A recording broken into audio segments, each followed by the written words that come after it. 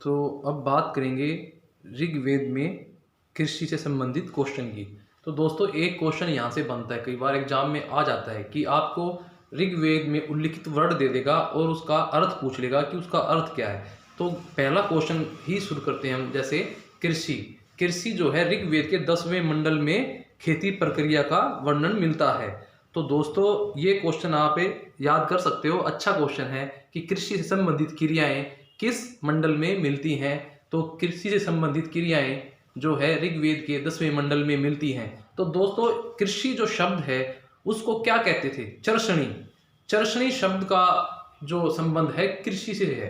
तो ये क्वेश्चन भी अच्छा है। और आप लोग एक बात ध्यान रख लेना कि ऋग्वेद में जो शब्द जो आया है वो यव के लिए आया है। यव माने जो और जो माने यव। उस टाइम में जो है फसल होती थी उसका बड़ा महत्व था। उससे खीर बनती थी और उसमें दूध में मिला के खीर बनाते थे और दही में मिला के करम्ब जो है वो बनता था। तो दोस्तों ये क्वेश्चन बड़ा अच्छा है और कई बार आपको एग्जाम में मिला होगा आपको कि यव शब्द है जो है कौन सी फसल के लिए प्रयुक्त होता है। तो अब बात करते हैं, कुछ ऐसे शब्द दिए गए हैं जो कि आपको बोर्ड पे दिखाई दे रहे हैं। जैसे क्षेत्र। क्षेत्र क्या होता है? जुता हुआ खेत होता है। उर्वरा क्या होती है? उपजाऊ भूमि होती है। खिल्ले क्या होता है? ऊसर भूमि या प्रतिभूमि को बोलते हैं। सीता क्या होता है? हल से बनी नालियां या कुंड होती हैं। लांगल क्या होता है? हल होता है। वृक क्या होता है? बैल होता है। हलवाह किसको बोलते थे? किवाश को बोलते थे। और जो फसल वगैरह को काटते थे तो हंसियां एक उपकरण होता है जो आजकल दात्री या श्रेणी भी बोलते हैं। तो दोस्तों एक वर्ड और आता है उर्दर। उर्दर क्या होता है? अनाज नापने का बर्तन होता है। तो दोस्तों ये जो हमारी कृषि थी और इसमें से कई बार क्वेश्चन आ जाता है। दोस्तों अब बात करते हैं ऋग्वैदिक आर्यों के आर्थिक जीवन की। तो दोस्तों एक क्वेश्चन कई बार आया है कि जो उनका जीवन जो है कैसा था। जो प्रारंभिक जीवन था वो अस्थायी था। दूसरा क्वेश्चन ये है कि पशुपालन का महत्व अधिक था या कृषि का। जो ऋग्वैदिक आर्य थे उनके लिए पशुपालन का महत्व अधिक था। और एक क्वेश्चन जो कई बार एग्जाम के अंदर आया है कि गाय का उल्लेख कितनी बार हुआ है ऋग्वेद के अंदर। तो दोस्तों 176 बार जो है गाय का उल्लेख हुआ है। और एक क्वेश्चन कई बार एग्जाम में आता है कि उनकी जो लड़ाइयाँ होती थी आर्यों की तो किस लिए होती थी। तो उसमें एक जो प्रमुख कारण है वो गायें भी है। तो एक शब्द आया है गविष्टि। इसका मतलब होता है गायों का अन्वेषण। तो जो गायें थी वो युद्ध के जो पर्याय थी, यानी कि गायों के लिए युद्ध होता था अक्सर कई बार। तो गाय उनके लिए बहुत पवित्र एक पशु था और उसके लिए उन्होंने एक शब्द का इस्तेमाल किया है जो है अगन्या। अगन्या शब्द भी क्वेश्चन जो है कई बार एग्जाम में पूछा है कि इसका मतलब क्या होता है। इसका मतलब होता है न मारने योग्य। और एक शब्द है पणी और विरगु। पणी शब्द जो होता है गाय और पशुओं की चोरी करने वाले को बोलते थे। और जो शब्द विरगु आया है वो एक दानशील बिजनेसमैन होता था जो उसको विरगु बोलते थे। और एक क्वेश्चन आया है कि भाई बाघ और हाथी का उल्लेख था। तो दोस्तों बाघ और हाथी का उल्लेख उस टाइम में नहीं था। ये क्वेश्चन आपको याद करने योग्य है। ये उत्तर वैदिक काल में इन पशुओं का उल्लेख है, जबकि ऋग्वैदिक पीरियड के अंदर बाघ और हाथी का उल्लेख नहीं है। तो दोस्तों जैसा कि आप बोर्ड पे देख पा रहे हो, अब जो है ऋग्वैदिक आर्यों के धार्मिक जीवन की बात करेंगे। दोस्तों एक क्वेश्चन यहाँ से कई बार बनता है, तो बात करते हैं धार्मिक जीवन की। तो दोस्तों ऋग्वैदिक आर्यों का प्रारंभिक जीवन कबायली था, अतः उनके देवता भी प्राकृतिक शक्तियों के प्रतीक थे। यास्क ने अपने ग्रंथ निरुक्त में ऋग्वैदिक देवताओं की मंडली बनाई है जिनकी संख्या 33 है। इन्हें आकाश, अंतरिक्ष और पृथ्वी के देवता के रूप में भी विभाजित किया गया है। तो दोस्तों क्वेश्चन जो आता है कई बार पूछ लेता है कि पृथ्वी के देवता कौन से हैं, अंतरिक्ष के कौन से हैं, आकाश के कौन से हैं। तो जैसा कि आप बोर्ड पे देख पा रहे हो, सबसे आसान तरीका जो है, हम सबसे पहले पृथ्वी के जो देवता हैं उनको याद करेंगे। वो बड़े इजी हैं। जो पृथ्वी पर पाया जाता है यानी कि आग, सोम, पृथ्वी, बृहस्पति, सरस्वती, अर्नानी, ठीक है, ये जो देवता हैं ये हमारी पृथ्वी से संबंधित हैं। लेकिन आपको एक बात याद रखनी है दोस्तों, जो अग्नि देवता है वो आकाश और अंतरिक्ष इन दोनों में भी सम्मिलित किया जाता है। यानी कि पृथ्वी, अंतरिक्ष और आकाश जो में अग्नि जो देवता ऐसा है जो तीनों में पाया जाता है। अब बात करेंगे अंतरिक्ष के देवता, यानी कि इंद्र, मरुत, रुद्र, वायु, आप, पर्जन्य, ये जो देवता हैं वे अंतरिक्ष के हैं। तो अब बात करेंगे आकाश। देखो जैसा कि आप बोर्ड पे देख पा रहे हो, जो आकाश में देवता ज्यादा है, इनको कैसे याद करोगे आप? तो सबसे आसान तरीका क्या है, पहले आप पृथ्वी को याद कर लो, ठीक है, और उसके बाद आप देख पा रहे हो आकाश के अंदर जो सूर्य है और सूर्य के जो पर्यायवाची शब्द हैं वो ज्यादा हैं, ठीक है। तो आपको, आपके लिए बड़ा आसान तरीका है याद करने का, आपको अपनी रट्टा नहीं मारना है। आकाश के अंदर जो है सूर्य और सूर्य के जो पर्यायवाची शब्द हैं उनको याद रख लो। और अंतरिक्ष में जैसे इंद्र थे, मरुत था, रुद्र था, वायु था, आप और पर्जन्य, और पृथ्वी में जैसा कि आप देख पा रहे हो। तो इनको बड़ा आसान तरीका याद करने का, रट्टा नहीं मारना है। और एक क्वेश्चन कई बार यह आ जाता है कि यास्क के अंदर, यास्क द्वारा निर्मित निरुक्त ग्रंथ में कितने देवताओं का उल्लेख है? तो 33 देवताओं का उल्लेख है। दोस्तों जैसा कि आप बोर्ड पे देख पा रहे हो, 10 राग युद्ध। दोस्तों एक क्वेश्चन कई बार एग्जाम में आता है, इसमें भी बहुत इंपॉर्टेंट क्वेश्चन है और बहुत आसान है। तो जैसा कि आप बोर्ड पे देख पा रहे हो, रावी नदी के तट पर यह युद्ध भरतवंश के राजा सुदास और 10 अन्य जनों के राजाओं के बीच में लड़ा गया था। इस युद्ध में दोनों तरफ आर्य एवं अनार्य शामिल थे।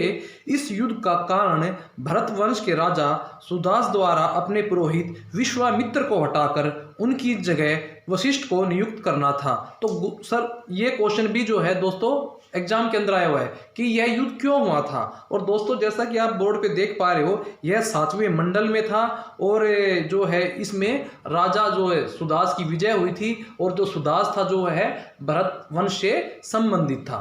तो ये क्वेश्चन कई बार एग्जाम में पूछ लेता है, तो इसको भी आपको ध्यान रखना है। रावी नदी का नाम क्या था? पुरुषणी नाम था। ये क्वेश्चन कई बार एग्जाम में आता है।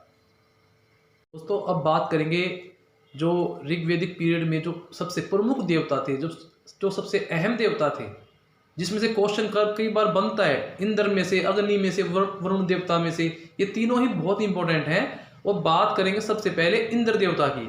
सबसे महत्वपूर्ण देवता, सबसे प्रतापी देवता, युद्ध नेता जिसे कहा गया है, और इसे पुरंदर यानी के किलों को तोड़ने वाला भी कहा गया है। इसमें 250 सूक्त हैं और इसको अलग अलग नामों से भी जाना जाता है, जैसा कि आप बोर्ड पे देख पा रहे हो। और पुरबिद, वत्तासुर, हंता, सुमापा, शतकर्ती, मध्वान, ये इसके पर्यायवाची शब्द हैं। ये क्वेश्चन कई बार आ सकता है कि ये आपको नाम दे देगा और पूछ लेगा आपसे कि यह शब्द किस देवता के लिए बताया गया है। तो अब बात करेंगे अग्नि की, दूसरा महत्वपूर्ण देवता। और इसमें दोस्तों ये एक बात, इसकी खास बात ये है कि यह आकाश, पृथ्वी और अंतरिक्ष तीनों का ही देवता था। ये तीनों में कॉमन देवता है ये। और सबसे पहला एक जो खास बात है, ऋग्वेदिक जो अपने मंत्र उच्चारण होते हैं, पहला मंत्र ही अग्नि की स्तुति से प्रारंभ हुआ है। ऐसा समझा जाता है कि अग्नि में डाली जाने वाली आहुतियां धुआं बनकर आकाश में जाती हैं और देवताओं को मिल जाती हैं। अग्नि ही एक ऐसा देवता है जिसे आकाश, अंतरिक्ष और पृथ्वी तीनों में शामिल किया जाता है। अब बात करेंगे वरुण देवता की। वरुण देवता जो है इसका स्थान तीसरा था। यह जल या समुद्र का देवता माना गया है। इसे ऋत अर्थात प्राकृतिक संतुलन का रक्षक कहा गया है। समझा जाता है कि जगत में जो भी घटना घटती है वह इसी की इच्छा का परिणाम है। वरुण का एक अन्य नाम ऋतस्य गोपा भी है। यह ऋत अर्थात नैतिक नियमों का संरक्षक था। इस रूप में वह पापियों को दंड आदि देने का कार्य करता था। वरुण को जिंद अवस्था में अहुर मजदा कहा गया है। ये क्वेश्चन आया हुआ है, ये बहुत इंपॉर्टेंट क्वेश्चन है कि जिंद अवस्था में किस देवता का उल्लेख है? तो वरुण का उल्लेख है। और इसे क्या कहा गया है? इसे अहुर मजदा कहा गया है। अब बात करते हैं चौथे देवता की, अश्विनी की। यह आर्यों का डॉक्टर था। इन्हें आर्यों के टूटे हुए पैर जोड़े, उनके नावों की मरम्मत की। यह सुबह और सायंकाल के तारे से भी जाना जाता है। अब बात करेंगे ध्रुव की। यह आर्यों का सबसे प्राचीन देवता और पिता तुल्य है। यह क्वेश्चन बहुत इंपॉर्टेंट है कि आर्यों का सबसे प्राचीन देवता कौन सा है और उनको पिता तुल्य कौन सा है। इसे वृषभ के रूप में भी प्रदर्शित किया जाता है। तो दोस्तों इसमें से आपको एक क्वेश्चन टीजीटी के एग्जाम में मिल सकता है। दोस्तों जैसा कि आप बोर्ड पे देख पा रहे हो, बहुत सारे देवताओं के नाम हैं और उनके जो है कार्य है। लेकिन जो पेपर टीजीटी के अंदर क्वेश्चन आएगा ना, अगर इसमें क्वेश्चन आया तो सबसे पहला क्वेश्चन जो होगा, अगर ये जितने भी देवता ऊपर लिखे हुए हैं, सबसे पहला इंपॉर्टेंट क्वेश्चन जो टीजीटी के हिसाब से है वो सोम देवता है, वनस्पतियों का अधिपति। और सोम देवता का जो वर्णन है 9वें मंडल में है। ये क्वेश्चन आपको अक्सर देखने को मिलता है पेपर में। और सबसे एक क्वेश्चन और बन सकता है कि आर्यों की सर्वशक्तिमान या सार्वभौम प्रकृति की देवी कौन थी, तो ये अदिति थी। एक क्वेश्चन अब जो बनता है, सूर्य क्या था, समस्त विश्व का रक्षक। ये क्वेश्चन जो है, सूर्य, मित्र, उषा और सविता, ये जो है सूर्य से संबंधित है चारों। तो दोस्तों इसमें डिफरेंस समझना जरूरी है कि भाई मित्र क्या है, उषा क्या है, सविता क्या है। तो दोस्तों जैसा कि आप बोर्ड पे देख पा रहे हो कि जो मित्र होता है, उदित होता हुआ सूर्य मित्र कहलाता है। ध्यान रखना दोस्तों, उदित होता हुआ सूर्य। और उषा क्या होती है, उषा होती है प्रातः काल की देवी। सूर्य निकलने से पूर्व जो बेला होती है, सूर्य निकलने से पहले जो समय होता है, उसको हम उषा कहते हैं। अब बात करेंगे सविता। क्वेश्चन कई बार एग्जाम में आया है। तो सविता होता क्या है, जब सूर्य चमकने लग जाता है तो उसे सविता कहते हैं।